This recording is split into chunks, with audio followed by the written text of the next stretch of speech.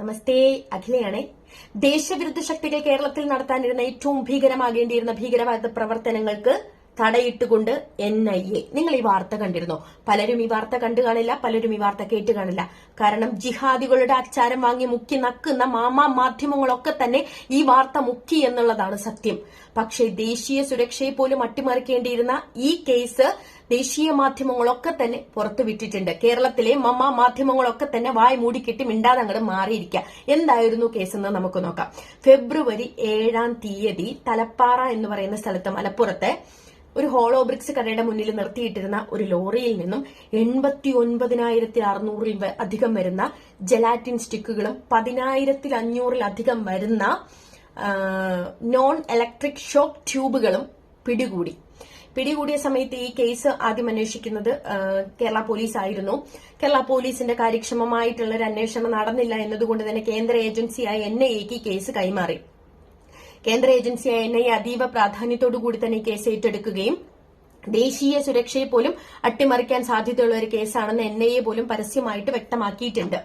അപ്പോൾ ഇതിന്റെ സൂത്രധാരന്മാരിൽ ഒരാളെ കഴിഞ്ഞ ദിവസം NIA അറസ്റ്റ് ചെയ്തു.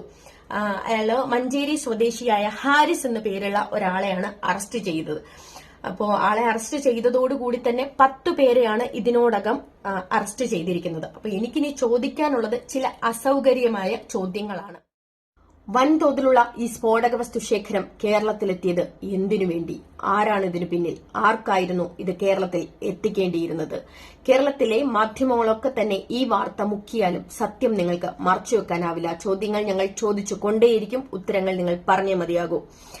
ഈ മലപ്പുറത്തു നിന്നും ഈ ഹാരിസിനെ പിടിക്കുന്ന സംഭവം ഞാൻ പറയല്ലോ. ഈ ഹാരിസ് എന്ന് പറയുന്ന വ്യക്തിയെ അറസ്റ്റ് ചെയ്യുന്നതിന് 3 ദിവസം മുന്നേ കർണാടകയിലെ വിജയ്പൂരിൽ നിന്നും 3 ക്രിമിനലുകളെ ഇതുമായിട്ട് ബന്ധപ്പെട്ട് NIA അറസ്റ്റ് ചെയ്തു.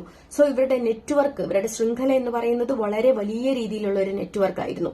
അപ്പോൾ ന്യായമായിട്ടും എന്റെ ഒരു സംശയം ഞാൻ നിങ്ങളോട് പറയട്ടെ, എന്തിനു വേണ്ടി ഇത് മലപ്പുറത്ത് എത്തിച്ചു എന്നത്? കേരളത്തിൽ പല സ്ഥലങ്ങൾ ഉണ്ടായിട്ടും എന്തുകൊണ്ട് മലപ്പുറം തന്നെ അവർ തെരഞ്ഞെടുത്തു? കേരളത്തിന്റെ മഹാകുംഭമേള എന്നറിയപ്പെടുന്ന മഹാമാഘ മഹോത്സവം അവസാനിച്ച് 4ാമത്തെ ദിവസമായ ഫെബ്രുവരി 7 NIA ഇവരെ അറസ്റ്റ് ചെയ്യുന്നത്.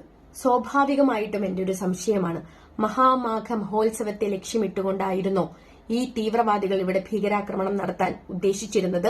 10 ലക്ഷത്തിലധികം വരുന്ന ഹിന്ദുമത വിശ്വാസികളും നാഗ സന്യാസിമാരും സന്യാസി ശ്രേഷ്ഠ വര്യന്മാരും പങ്കെടുത്തിരുന്ന ഈ മഹോത്സവത്തെ അട്ടിമറിക്കാനുള്ള ശ്രമമായിരുന്നോ ഇവിടെ നടത്തിയിരുന്നത് എന്നുള്ളത് ന്യായമായ സംശയമാണ്. തീർച്ചയായിട്ടും സംശയത്തിനുള്ള ഉത്തരം NIA നമുക്ക് തരുന്നതായിരിക്കും. അപ്പോ ഇവരുടെ ഈ ശൃംഖല എന്ന് പറയുന്നത് വളരെ വലിയ രീതിയിലുള്ള ശൃംഖലയാണെന്ന് നമ്മൾ പറഞ്ഞല്ലോ.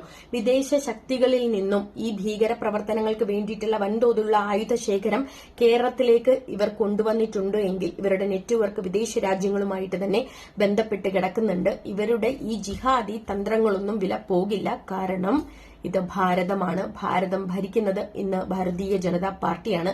ഭീകരവാദ പ്രവർത്തനങ്ങൾക്ക് രാഷ്ട്രീയത്തിന്റെ നിറമില്ല. എല്ലാവരും ഒറ്റക്കെട്ടായിട്ട് നിന്നുകൊണ്ട് നമ്മുടെ ദേശീയ സുരക്ഷയെ വെല്ലുവിളിക്കുന്ന ഇത്തരക്കാർക്കെതിരെ രംഗത്ത് വരണം. കോയമ്പത്തൂരുണ്ടായ, ഞാൻ എന്റെ ഒരു പേഴ്സണൽ അനുഭവം പറയാണ്, കോയമ്പത്തൂരുണ്ടായ സ്ഫോടനത്തില് അംഗവൈകല്യം സംഭവിച്ച വ്യക്തിപരമായിട്ടുള്ള ഒരാള് എനിക്ക് എന്റെ കൺമുന്നിൽ അറിയാം. എനിക്ക് വ്യക്തിപരമായിട്ട് അദ്ദേഹത്തെ അറിയാം. അദ്ദേഹത്തിന്റെ കുടുംബം ഇപ്പോഴും കരഞ്ഞുകൊണ്ടിരിക്കുകയാണ്. കാരണം അദ്ദേഹത്തിന്റെ വീട്ടിലെ ഒരേ ഒരു ഏർണിംഗ് പേഴ്സൺ ആയിരുന്നു. അദ്ദേഹം ജോലിക്ക് പോയില്ലെങ്കിൽ ആ കുടുംബം വഴിയാധാരമായി പോകുന്ന ഒരവസ്ഥ. ആ അദ്ദേഹത്തിനാണ് യാതൊരു പ്രവർത്തനവും ഇല്ലാണ്ട് സാധാരണ ജോലിക്ക് പോയിട്ട് കുടുംബം പുലർത്തിക്കൊണ്ടിരുന്ന ആൾക്കാണ് ആ സ്ഫോടനത്തില് കൈകാലുകൾ നഷ്ടപ്പെട്ട് അദ്ദേഹം ഇപ്പം കട്ടിലേക്ക് തളർന്നു കിടക്കുന്നത്. കുടുംബത്തെ നോക്കാനൊന്നും ആളില്ല. അപ്പൊ ഈ ഭീകരവാദ പ്രവർത്തനത്തിന് വേണ്ടിയിട്ട് നിങ്ങൾ സപ്പോർട്ട് ചെയ്യുന്ന ആൾക്കാരെ, നിങ്ങളോടാണ് ഞാൻ ഈ പറയുന്നത്. നാളെ നിങ്ങളുടെ കുടുംബത്തിൽ ഒരാൾക്കും ഇത് സംഭവിക്കാം. അപ്പോഴേ നിങ്ങൾക്ക് അതിന്റെ വില മനസ്സിലാകൂ. ഭാരതത്തിന്റെ അഖണ്ഡതയെ നശിപ്പിക്കാൻ വരുന്ന ഒരു ദേശദ്രോഹികളോടും നാം സന്ധി സംഭാഷണത്തിന് തയ്യാറാവരുത്. രാജ്യത്തെക്കാൾ വലുതല്ല ഒരു രാഷ്ട്രീയവും ഒരു മതവും. നമ്മൾ ഒറ്റക്കെട്ടായി തന്നെ നമ്മുടെ ഭാരത മാതാവിനെ സംരക്ഷിക്കാം. ഭാരതത്തിന്റെ അഖണ്ഡതയ്ക്ക് വേണ്ടി പോരാടാം. നിയമം അനുശാസിക്കുന്ന ഏറ്റവും വലിയ കടുത്ത ശിക്ഷ തന്നെ ഈ ദേശവിരുദ്ധ ദ്രോഹികൾക്ക് കൊടുത്തുകൊണ്ട് തന്നെ നമുക്ക് മുന്നോട്ട് പോകാം. ജയ് ഹിന്ദ്.